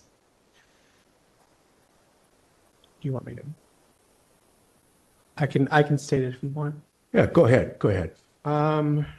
This is Member Sugarman. I move to find that the Sunshine Ordinance Task Force has jurisdiction over this matter, that the requested records are public, and to refer the matter to the full task force for a hearing with a recommendation of a timeliness violation and a possible violation for full production of the records.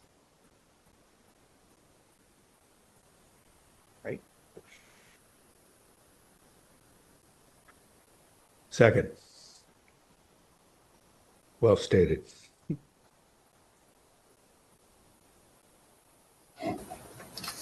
We will add the code section. I think that's, I mean, I know what you mean, but my personal take is that's up to the respondent to do.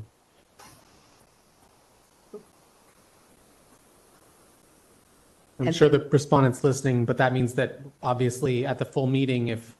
Oh, I'm sorry. When you said Okay. respondent, I was thinking petitioner. My apologies. I'm sorry. So we just made the recommendation, or I just made the motion to fine for a timeliness violation and a possible violation for a full production of the records, which means to you that in order to avoid that, please make sure that the petitioner receives the records that we discussed in this meeting today before it reaches the full board. And that we can see the concrete screenshots that would show us when these things were posted to GovQA and what was posted. I will do both. I will send you screenshots, and then we will resend the information to Mr. Hylton. Great. Committee members, is there a time frame for the police department to provide those documents to the task force? 2 weeks. Mm-hmm. We'll have it to you this week. We'll have it to you this week. Okay, let's say 10 days. Okay. 10 business days? Yes. Thank you. Thank you. All right. Any public comment? We have an individual approaching the podium. We have no callers in the queue. Yeah. Oh, I second it. Yes, we have it moved by Member Sugarman, seconded by Chair Schmidt. 3 minutes. Yeah, public comment? Mr. Johnson, are you ready? Yes, I am. My name is Richard Johnson. I'm with HV Safe. And it's interesting because I've had a couple of cases come before you that technology has been consistent amongst, and I've been amongst the cases against the police and things like that. So I would say to you as commissioners, that committee members, that you need to really look at, if we're going to have open government, San Francisco is so far behind in its technology skills. And I hear this from not just the police department, the fire department I've listened to other groups. And my suggestion would be that you as a group need to really put more pressure onto the mayor or whoever can move these things forward, that we move into the technology era. If we're going to have open government, I can do a lot of research online and things like that. I'm finding it's consistent amongst the departments that they are very weak in their computer IT skills. And I think it actually came out with a recent grand jury report that came out about the lack of technology and the use of technology. So I would say it's like, for us as citizens, it would save us a lot of time that we could find our own information without having to come to you. And it would make democracy work a lot better. And it would save you guys as citizens a lot of time, as I say. So thank you very much. And it's always a pleasure to come speak to commissions and committees, and to hopefully you can move this. Hopefully you'll hear this and move this forward so we don't, because as I say, I've had a couple of issues come before these various committees of the Sunshine Ordinance Task Force, and it's consistent amongst where there's always the departments are falling upon their weakness of technology. And I think it's not a good excuse. And if we could change that, that would be great. Thank you very much for your time. Thank you. Thank you. Any more public commenters on this? There's no one else in the room and there are no callers in the queue. All right, we can have a vote.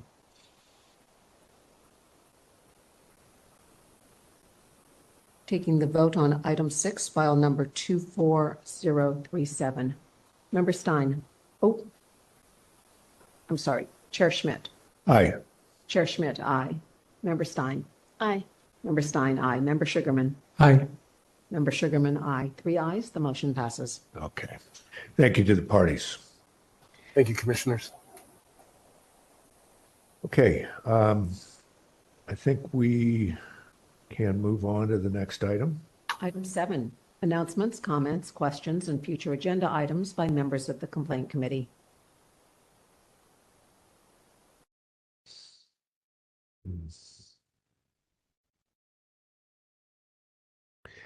I think, other than, I think Ms. Peterson may have something that we would discuss at this time. I don't have anything, but I leave it open if anyone has something you want to talk about.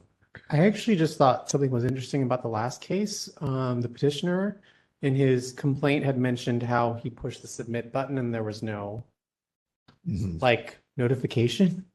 And I, if it were me, I would also like have an issue with that if I didn't have any like confirmed we've received it, so, but I do know that like, I see in all the complaints when the email goes out from the SOTF saying, oh, we've received it, this is what we're creating a case, etc. But like, that's the only thing. I don't know who that goes to in terms of like if there's a subcommittee in terms of the technology on the website. Well, it was more just like a complaint it was just he'd said in his complaint that you can't, like when he pushed the submit button, that there was nothing. To us, or was he submitting his request to the? That's a good question. I thought it was to us. The latter. The latter. Oh, okay.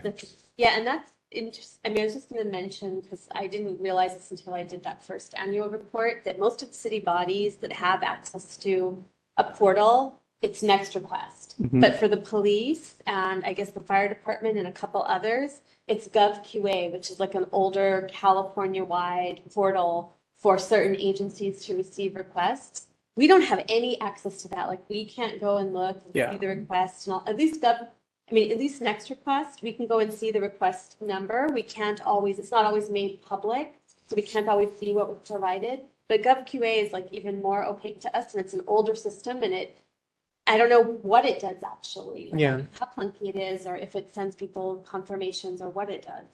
An absent ability to make recommendations or changes to the platforms that are used by the various departments. What we do is we try to communicate in a different way, typically email and saying we acknowledge receipt. Yeah. Because it's the communication that is the goal.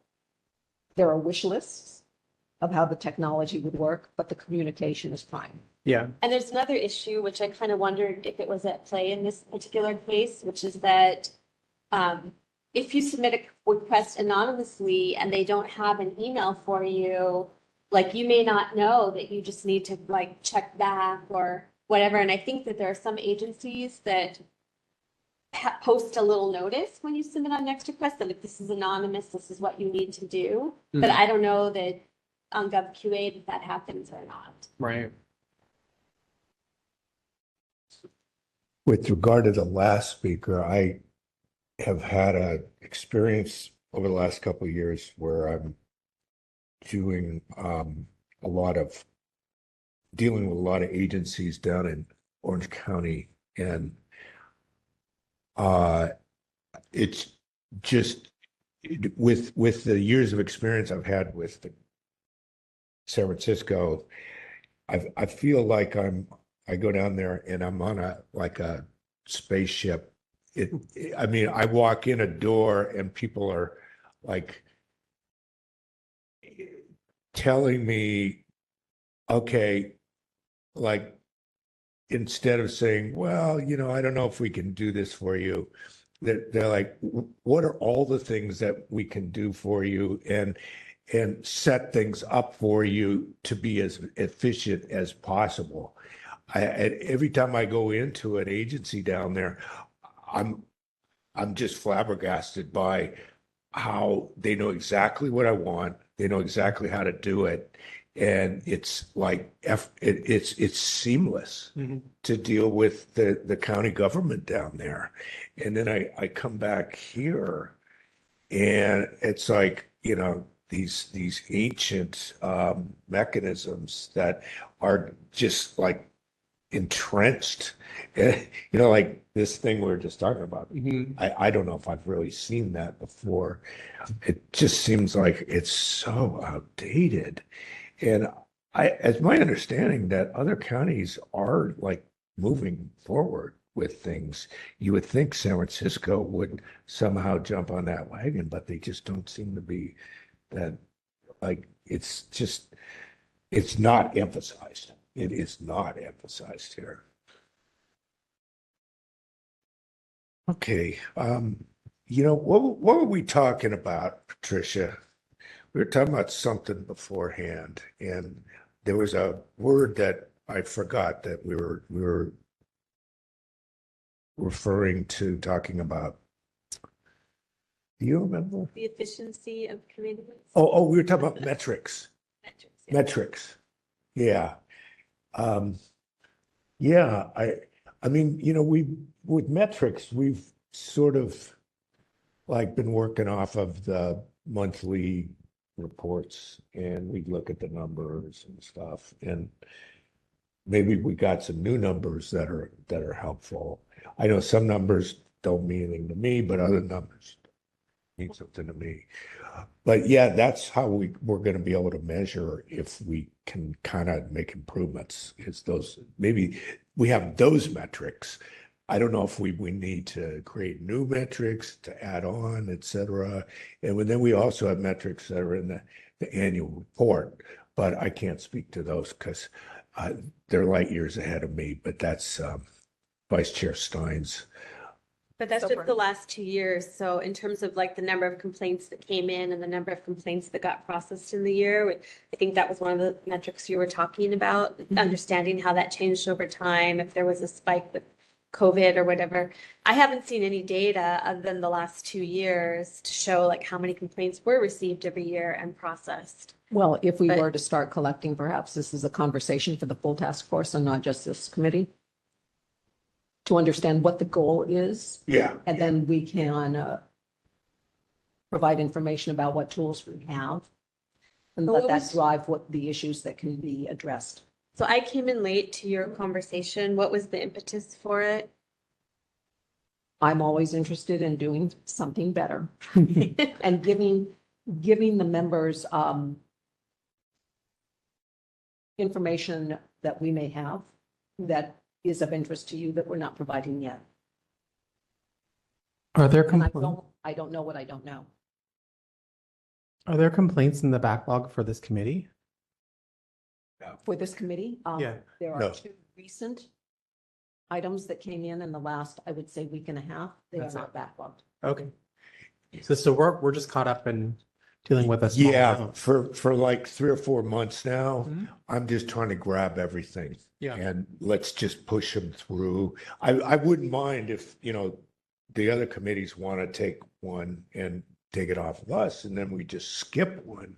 Yeah. But since we're getting it done, and you could see that we got these 2 that were fairly recent, that's why I asked a question about that old one, like what was up with that? It just seemed like odd.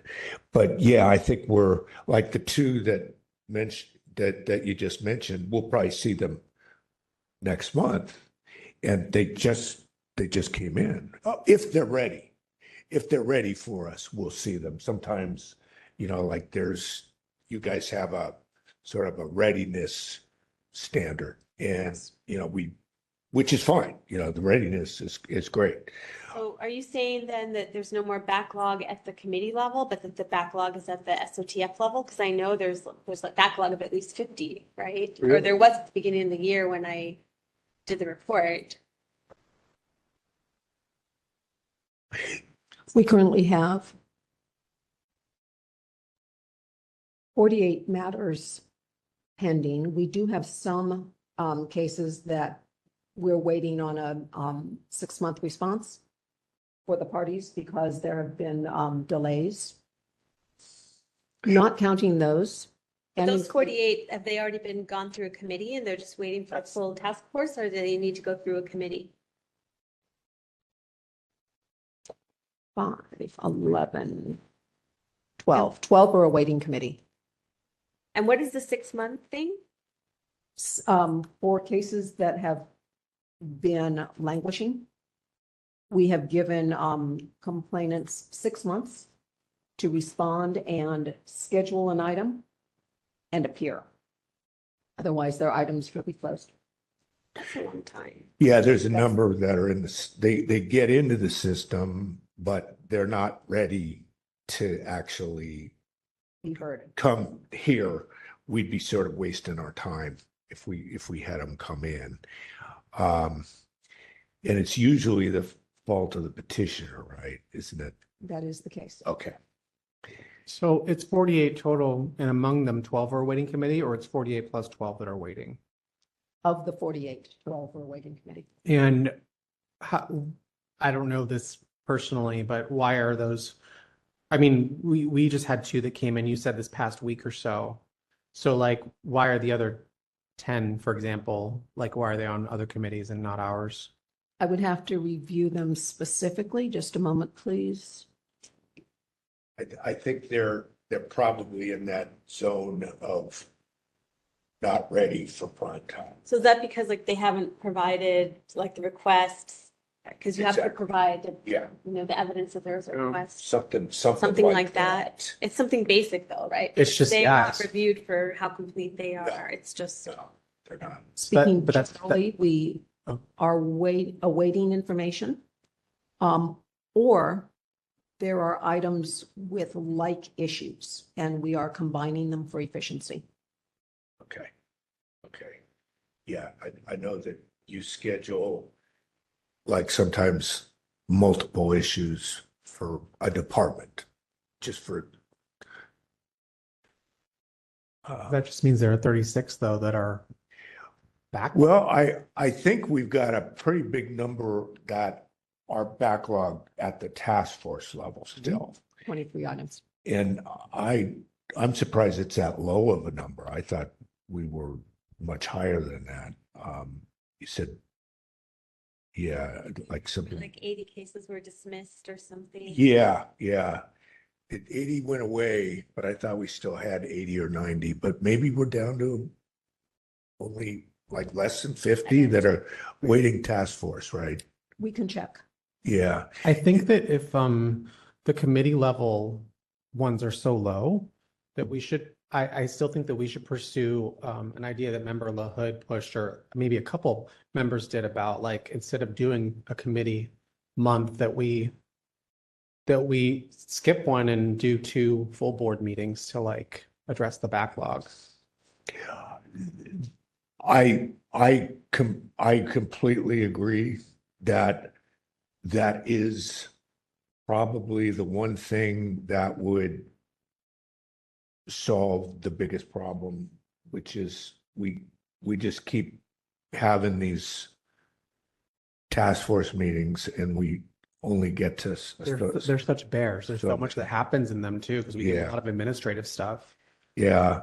And we can stand a backlog in the complaint committee because we're on it. So it's like if that delayed, then we would have 1 month that was fuller. Yeah, I think if we can keep pushing things onto the consent calendar, then that number that's, has to go to the full task force is going to go down. Like today, we got 2 out of 3 on consent. And it would have been nice to get the third, but I don't know if that was the best resolution, is to put that on consent. But if we can do, like 60 to 80% going on the consent calendar, that backlog is going to go away. There were 95 still pending at the end of 2023. I don't think we've been through 50, so I don't know where Yeah. the others have gone. We'll review that. Yeah, and that's the kind of metrics I think. I don't know if we identified like something specific there, but I think that's what we're interested. We just talked about, and at least for my own purpose, my purpose is that I think people should be able to get in here and like it moves fast, like it comes to us and then it gets pushed forward. And ideally on the next, and if we somehow got that 45-day thing, I think that our reputation would be better. Maybe the grand jury would stop hounding us. They had a commission report recently, but we were not on their top list. We can't be because we're. Yeah, exactly. We're charter. And I'm supposed to be speaking on behalf of reporters, and reporters definitely, like, if you find out it's going to take you a year, it's like, why would I do this? So there are reporters who still come in here, but I think that if a reporter knew that they could get something more quickly and get some action, some pressure, et cetera, maybe they could take better advantage of this. Yeah. I mean, 45 days, I'm sure, as you know, is probably even long for a reporter. But I think it would be amazing if we could really get things through like immediately. Yeah. So that's kind of the thinking of the metrics is it's that turnover, backlog, quickness kind of thing, which we're not there yet, but we're probably a lot better than we were before Anonymous disappeared. We were really backed up. In fact, I think we suddenly started going faster when Member Sugarman showed up. It's like everything. It's true. That was the turning point. Yeah, exactly. I'm just listening mostly. So No, you're actually doing a great job. But I'll just repeat from the report that for last year, none of the cases were heard within the 45-day time frame. And the average time it took to hear a case was like twice as long as the year before. I don't know why. Like, I don't know why with the individual cases, what held them up. And maybe it's that they weren't complete or something that has nothing to do with any like fault of ours, unless you could say, well, maybe 6 months is too long to wait to complete a case. Maybe if it's just not there and they don't respond within a month, drop it. It can be refiled if they are up for it or something. That might also help clear some of our, some of what seems like inefficiency, which may not be inefficiency. Yeah, that's, to me, if we're waiting for them, that's not our inefficiency. That's like, for example, they won't show us the complaint, which is the complaint that we have to act on. Mhm. That means that, like, I don't know what category you put that into. I don't know if they're still able to benefit from the 45-day limit and they haven't given us their complaint. I don't know how you would categorize that. But to me, that one, like, there's always going to be some like that, and those will push up the average time. So we can't expect that the average time is going to get so far down, but we have to keep in mind that the average includes people delaying the process and not us delaying the But process. I'm also not sure that it's doing them a favor to say, oh, well, you have 6 months to do this. Yeah, yeah. Because then it's just like push back, and then it just becomes less Maybe, relevant. yeah, maybe that 6 months is too long. I I agree. believe that's an element in the complaint procedures. Mhm. Oh, okay. Okay, it's in the, It may be, but yeah. it could be changed. Yes. Thank you. So hopefully that's, something about the metrics that, indicates what we would emphasize. Anything else? Item Next 8. Item 8 is adjournment. We'll do adjourn. seconded. We are adjourned at 7:38 p.m. Thank you.